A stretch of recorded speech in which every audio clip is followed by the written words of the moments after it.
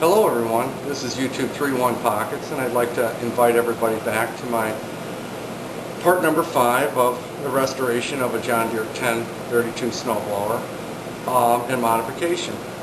Before we get started, I'm going to go over a little bit about it. And the snowblower I bought last winter.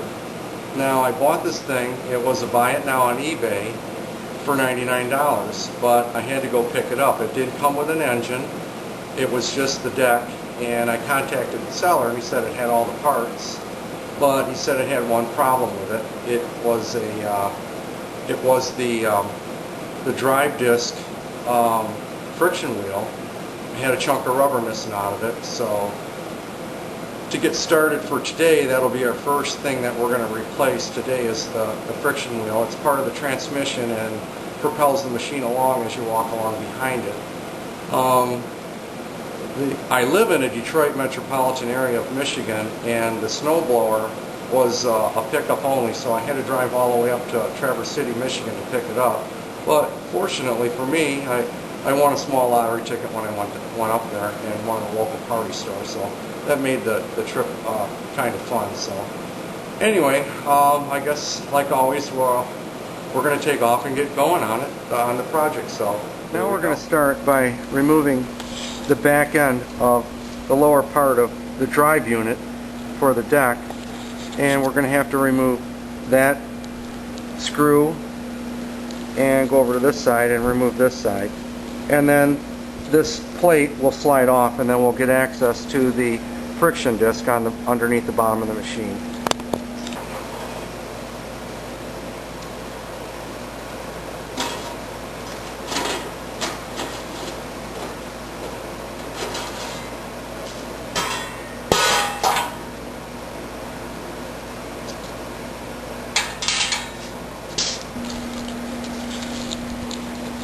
Okay, now we can see the damage done to the friction wheel and what we have to do to replace it. So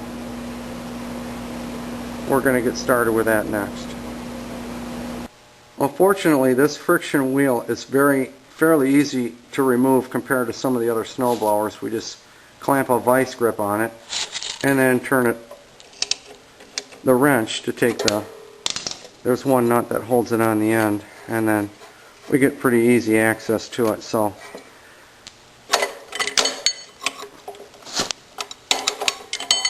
I should make a long story short. This is our new friction wheel, and this is the old one, so we can see what it looks like. Now the new friction wheel has been installed, so we can see it. Now we're going to sand the back side of the auger shaft where we mount and insert it through the bushing. We're going to clean that up, and so hopefully in the future we won't have such a problem taking apart the pulley, and we'll keep it so we can maintenance and put grease in this much easier if we do the maintenance and upkeep on it now before we reinstall it. So let's take a look at that.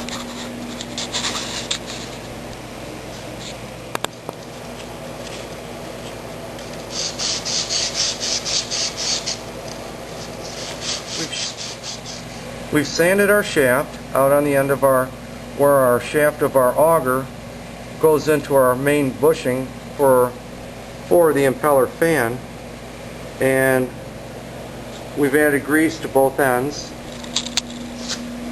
and reinstalled our washer that goes here, our bumper washer.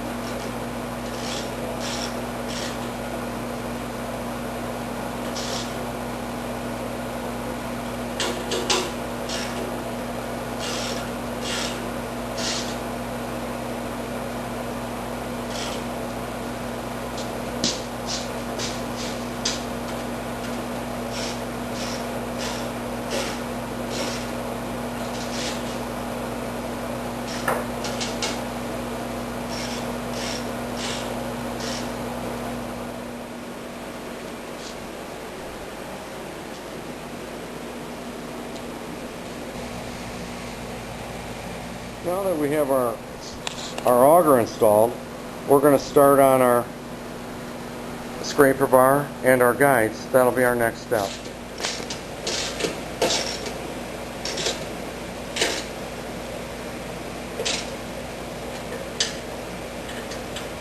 Now on our auger bushing, we can see from the old one, it looks like at one time our keyway is so close to it that it might have bumped it at one time and busted the corner, as we can see on the auger bushing. So what we're going to do is take our keyway and cut a little piece off so it's not near the edge.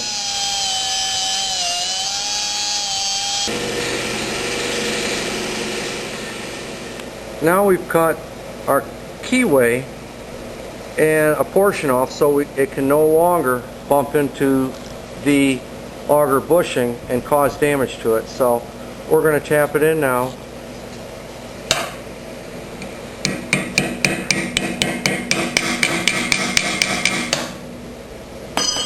Now another issue with modifying our snowblower is that we have this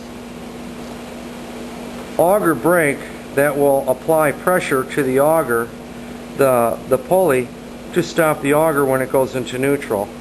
But unfortunately, we have an issue with this post right here because our new pulley is larger, so our belt will be leaving and be bumping into this peg right here. So we will have to remove this auger brake and re-engineer another way to stop the auger from twirling. And we'll go over that when we get to that point.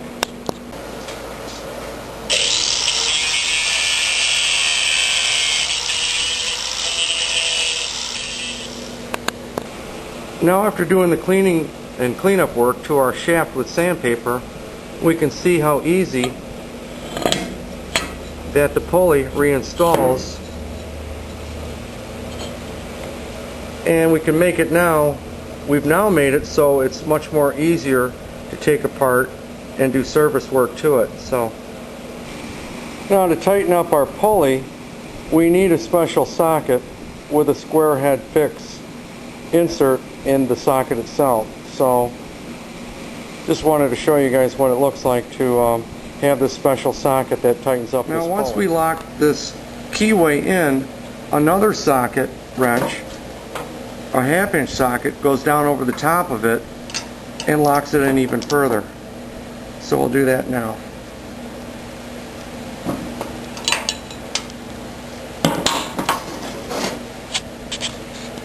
After inspecting where the machine meets together, the hinge that connects the two pieces together, we've discovered that it has a crack and is busted right here. So we're going to put a weld back on that shortly to reconnect and start setting up the front to the rear.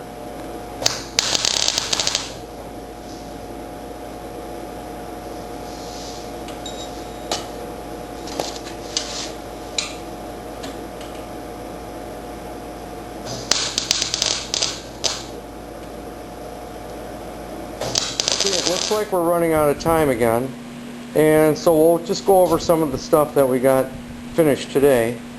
So far we have our auger back reinstalled, everything greased and set up. We have our scraper bar in, as we can see on the bottom, and we have our bushings all set.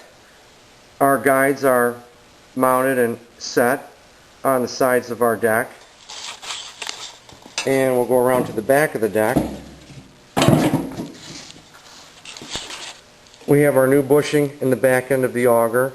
It's nice and tight, it doesn't rattle any longer. Our pulley is now set and locked into place. And that'll just about do it for today's episode, so thanks for watching.